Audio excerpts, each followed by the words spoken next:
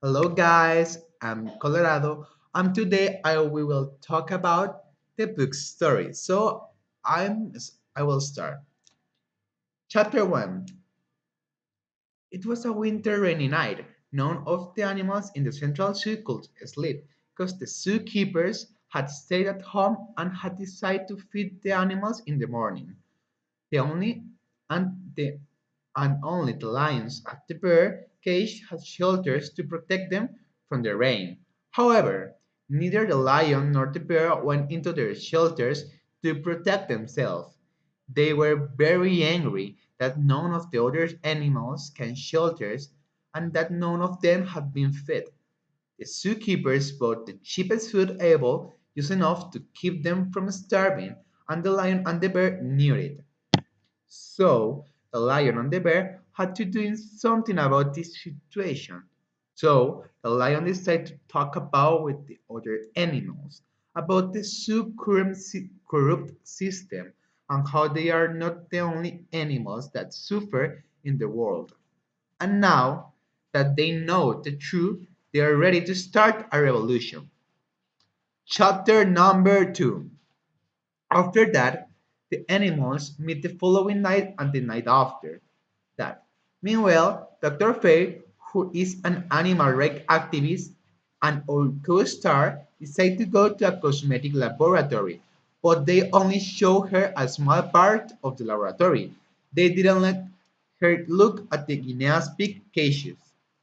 On her way out, as the guard was showing her to the door, she thought he heard teeny little squeaks for help. As the guard was unlocking the door, Dr. Fair saw a teeny little paw holding out a piece of paper, which has written a help message.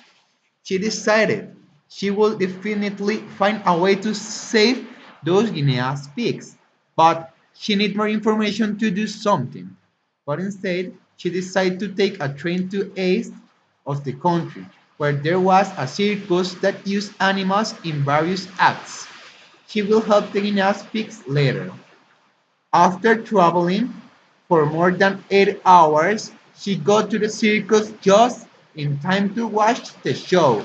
She held her tiny digital camera in her right hand, ready to take pictures if she saw an animal being mistreated. She managed to get some photos and evidence, but they were not enough for her. She needed more. Finally, she visited a farm, pretending to be a buyer, so the farmer could show her everything at will. The farmer showed her where the cows lived. They were all crammed into a teeny, filthy place. I'll help you, she told the cows. When she left the farm, she was even more determined to fight for animal rights. Chapter number 3.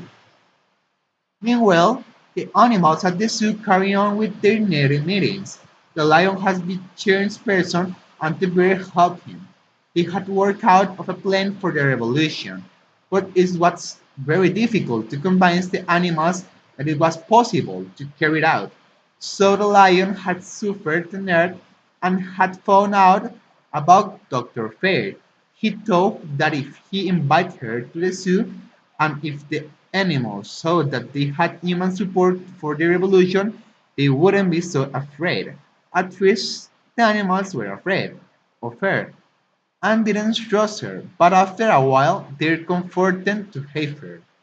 At the zoo, the animals became more courage when they realized that they had the support of humans. But to carry out a revolution, you must have everyone full support, and a lot of animals were ready to fight. The lion said, all animals will get an equal amount of food. There will be a democracy where every animal will vote on the decision that needed to be made. This time, the meeting ended with loud cheers for the lion.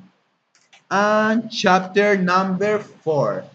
The animals seemed determined to carry out the revolution, but it was clear that they needed help. But Dr. Fate couldn't help having a strange feeling about it all. The next day, Dr. Fair visits her friend Sally.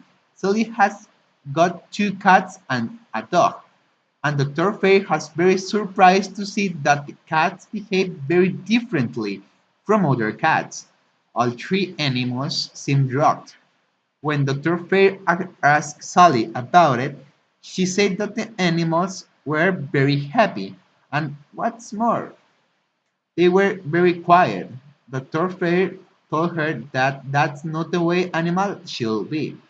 Dr. Fair found that very disturbing and told her that the animals are born to be free. Sally on animals don't lead natural life. She treats them like children. And our last chapter. Chapter number 5. The animals were in their usual meeting, but they didn't realize that a zookeeper was still there, go together for their meeting. He was surprised when he didn't see the animals asleep in their usual places and decided to spank them to calm down. But full of anger, they took him out of the zoo. Finally, we're free, the lion said, and the animals decided to do a wild party. The lion emailed Dr. Fair and asked her to come and join to the celebration. She brought her a, she brought her camera to take pictures so that she could show the animals in the rest of the world what determination and solidarity can bring about. The next day, the lion and the bear had a meeting. They decided that they would use all the visitors' money to feed themselves and to build shelter for all the animals. But a monkey didn't agree, reason why the lion and the bear got very angry. Days later, Dr. Fair visited the zoo. However, she didn't see a monkey in the cage.